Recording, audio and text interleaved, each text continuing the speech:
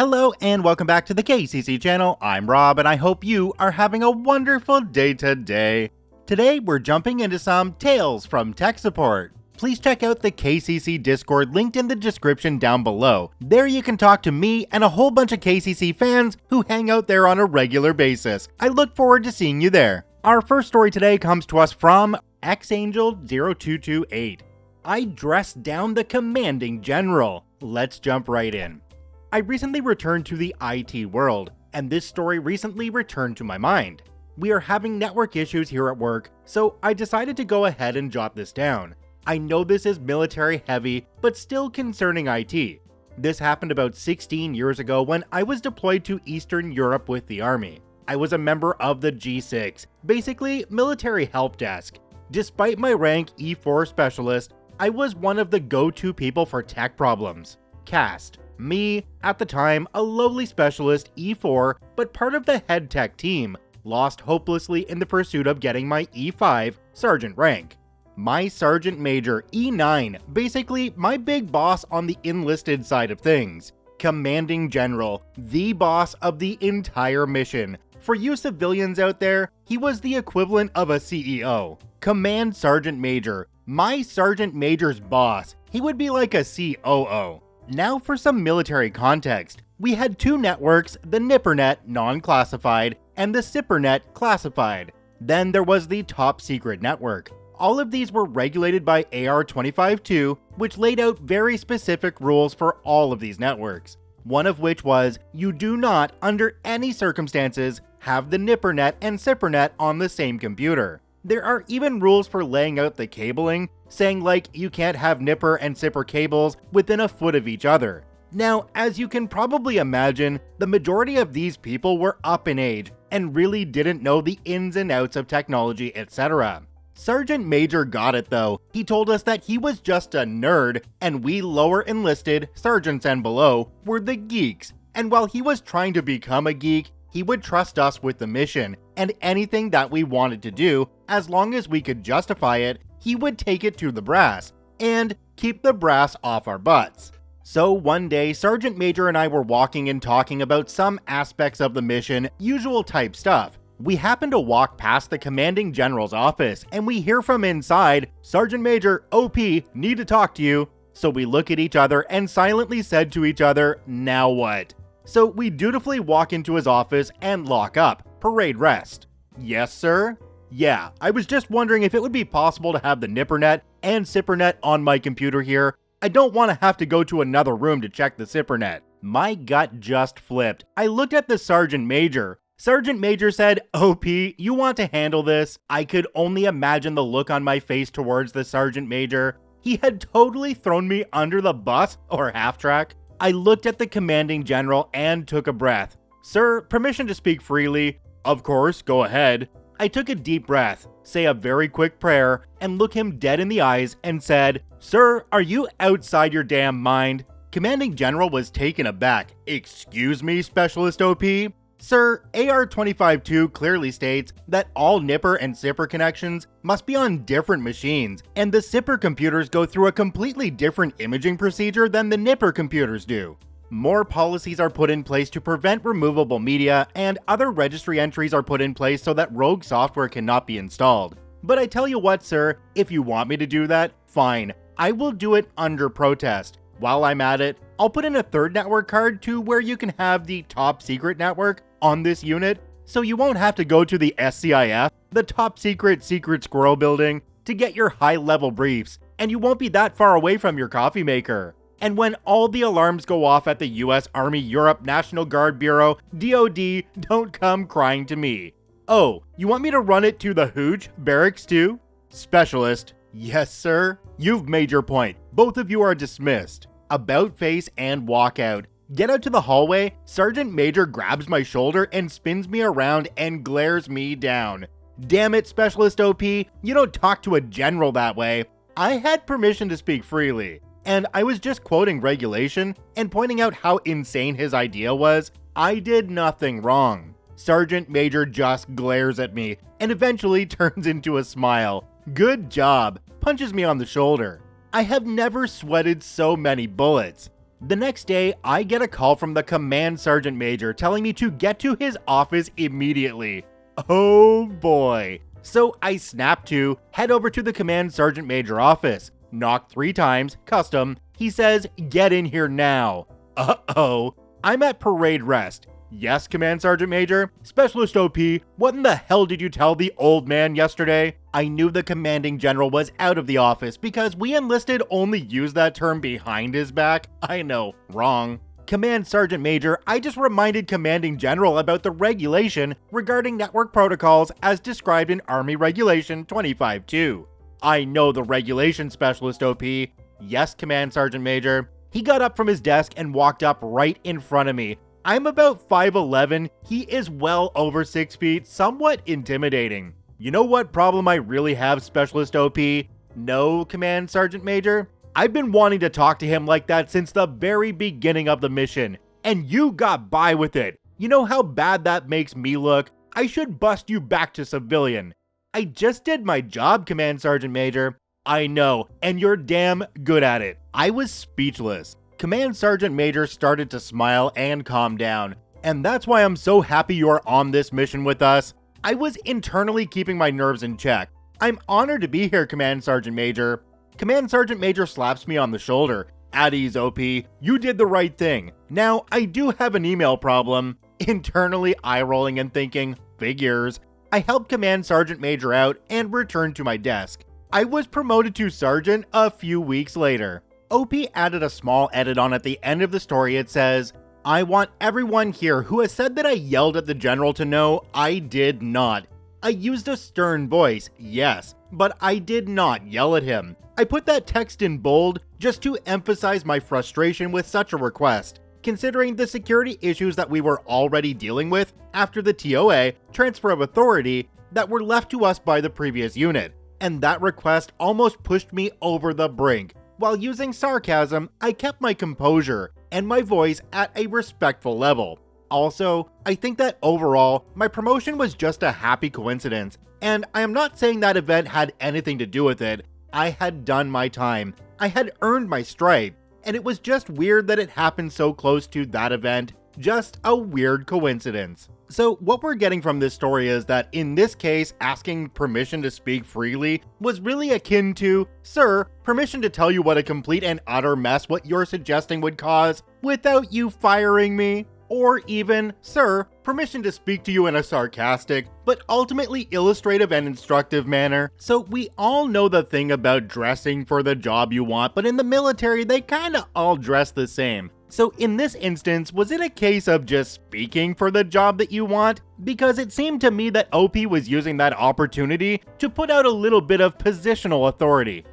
Do me a quick favor and take a look down below the video. If that subscribe button's still red, it means you're actually not subscribed to the KCC channel. Please hit that subscribe button for more daily Reddit stories. This next story comes to us from Dan Glevitz, "Keeping your head below the parapet. A survival tip from the old retired tech support guy." Let's jump right in. This is only my second post on here, but following that, I had a few requests for more stories. It seemed from my last post that a lot of you work in fairly high pressure environments. For myself, I was on IT support for a large London trading bank, moving on later to become the IT manager of said bank, answerable only to the IT director, who shall remain nameless. During my 9+ years at this bank, it was a woman IT director for around the first 6 years until she was replaced. Now, this lady, it must be said, was feared by all the IT staff, myself included. When she was not happy about something, the whole floor could hear her. Her shouts from behind her closed office door made most people freeze with an "uh-oh, who's getting a new one torn now" expression. It must be said that I only experienced her wrath on maybe 4 or 5 occasions during my 6-year acquaintance with her, and she did, after all, give me the job at the bank in the first place, so I will not speak too badly of her. This lady was a highly intelligent woman who spoke 3 languages fluently: Italian, French, and English. The bank I worked for was not an English bank, though being based in London, everyone spoke English. The first time I got called to her office was because an important overnight report never got printed because of a glitch in one of the servers. I stood in her office and stood looking at her in amazement as she looked me in the eye and shouted something like, "What the bloody hell? French, French, expect to, Italian, Italian, French, right now, and don't you, Italian, French, Italian, Swahili? Report." Well, you get the picture. She could not stick to one language when she lost the plot, and any one of the IT staff she happened to be having a go at could only pray they said the right thing at the end of it. "So what have you got to say?" Phew, I understood that bit. You then hoped your next reply would fit. "Sorry, it won't happen again," or "Sorry, I will look into it right away," usually sufficed. And you then left and tried to figure out what she was going on about by gleaning information from others. I quickly found that by adopting an old tactic I had learned from previous jobs, I avoided being stopped and called into our office. Basically, get yourself a clipboard and have some papers on it. If you leave your office to go from A to B for any reason, grab that clipboard. Always walk with purpose, glancing at it occasionally. Most people's IT problems are fairly minor. Seeing you purposefully striding past, clipboard in hand, a lot of users will think, maybe I can check the power lead myself, etc. Even if it is a pretty serious problem, it will give you a few seconds breathing space because although they may stop you to quickly tell you the problem, they won't expect you to fix it there and then because, hey, you obviously have bigger fish to fry. I do not see any of this as being a cop-out, but it was a coping strategy for me. It allowed me to decide if I wanted to say, "Sure, let's take a look," or glancing worriedly at my clipboard and saying, "Sorry, I'm on my way to a meeting." This later one, more so when I became IT manager. I even used it when called into the director's office. I only had to quickly glance at the clipboard while she ranted in tongues for her to say, "Do you have a problem?" I could then reply with something along the lines of, "One of the servers is showing an imminent hard drive failure." "Well, what the hell are you doing standing here talking to me for then? Go and sort it." Okay, so some of you may look at me in a bad light, but remember, IT support people get a lot of unnecessary crap and very little thanks. Everyone thinks their issues should be sorted first. If this takes the heat off or gives you a little breathing space, rather than have a nervous breakdown, then why not? It also helped me to remain calm when everyone else was running around like headless chickens. Especially if you have an IT director running out of her office shouting, "Servers down, servers down." I used to calmly ask myself what the issue really was. Was a server down or had a power breaker tripped on a row of traders' desks? If it was a server, which one? Which floor? Think about the causes, effects, solutions, then apply said. Getting caught up in other people's madness does not help you or others. I dare say some at the time would look at me and think, he acts like he does not care. I did care. I just did not panic. Never underestimate the power of an important looking keyboard. There's so many videos on YouTube of people using the clipboard thing and getting into places that they shouldn't be, or using something a little more industry specific like a ladder or a high-vis vest with a hard hat. It's very true that we judge what people are doing by what they look like, and in some cases, we should probably pay a little bit more attention, because we could be getting swindled by somebody like OP. This next story comes to us from Throwaway Sample Size 9. You almost burned down their effing store. Let's jump right in. Dear Diary, November 12th, 2002. Help! Why didn't mom ever tell me not to use bleach to get the smell of burned fur off my skin? P.S. The Employee Assistance Program counselor says there isn't a Section 8 discharge as a civvy. I guess I'm stuck here even longer. Animals, large or small, like warm things. Laps, fireplace hearths, cows, don't ask, the list is long. But when you have a vertical tower with a top-mounted power supply and a top intake fan, well, let's just say things can get pretty heated. The setting, a crisp and cold sunny day, about 30 Fahrenheit -1 Celsius if I recall correctly, which is unusually cold for that time of year in our neck of the woods. The players, me, customer husband, other tech, and front-end staff. Other Tech 1 brings a PC with ticket back from the intake desk and drops it on the bench. They said it just randomly shuts off for no apparent reason. I popped it open and it wasn't too bad, but I'm gonna take it out back and blow it out anyway. Other Tech 1 comes back in a few minutes and plops it on the bench and hooks it up. You gonna run the stress test on it? I was gonna do graphics benchmarks first in case it was just the video card. If it's that, it'll save us some time. Okay. Several hours pass. Well, that system from this morning is running okay, so I'm gonna boot it into the stress test. Our stress test app booted up into a Linux image, which allocated most of the RAM as a virtual disk, and then spawned multiple threads to read and write to the virtual disk, real disk, stress the CPU with a math suite, and also decode some video at the same time. It was pretty effective. Next morning, the system is hung. No, not like that. Get your mind out of the gutter. And the shop smells a little funky. We spend about an hour trying to locate the source of the smell without a lot of success. Partly, I suspect, because our HVAC was recirculating type, so it tended to homogenize the air through the building. It was fading though, so we figured it was probably something from outside overnight. Other tech was off, so Other Tech 2 took over. The system was powered up, but just totally frozen. Other Tech 2 started testing individual components in test systems. Hard drive appeared good, video card appeared good, etc. Eventually, he hooked up the power supply to our load tester, and he and I went to lunch across town.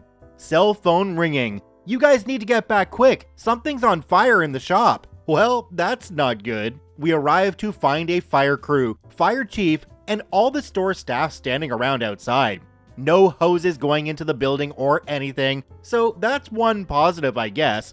What happened? Front-end clerk 1 said, about 10 minutes after you left, smoke started pouring out of the shop. It reeked. Fire chief said, you guys can go back in anytime. We've evacuated most of the smoke from the building. There wasn't any actual fire. Well, what was it? Some gadget on one of the benches back there was pouring smoke out like a fog machine. Other Tech 2 and I looked at each other.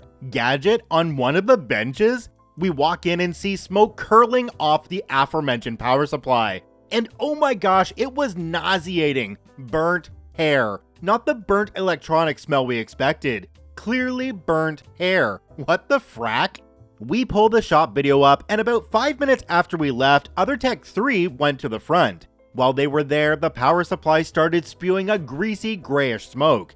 A few sputters of flame did make attempts to burn us to the ground, but fortunately they self-extinguished. We looked at each other and promptly said, not it. Hey, Other Tech 3, we need you to take this power supply apart. Have fun. F you guys. Inside the power supply were the remains of a massive amount of fur, to the point that while the fan would spin, there was literally no path for the air to flow through. Other Tech 1 said he blew this out. Well, he's full of crap. So I called the customer. Hi customer. Hey, we think we found the problem. How long have you had this PC? And do you by chance have a dog or cat or other pet with medium long fur? Yeah, we have a couple cats and a small dog, and I think we bought the computer at Christmas a couple years ago. Why? What's the matter with it? Well, your power supply pretty much blew up during our testing, and we had to evacuate the store because of the smoke from the burnt hair. Silence. Customer, you still there? Muffled background yelling. Damn it, spouse, how many effing times have I told you to keep the damn cats off the computer? You almost burned down their effing store. More background yelling. Customer resigned and depressed. Can you fix it? Oh, sure. Looks like the only problem was the power supply, and we have them in stock. You should be able to pick it up tomorrow, after we test it again, in the parking lot. Yeah, that's probably smart. How much?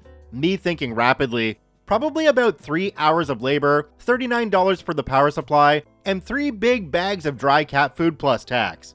Silence. Cat food?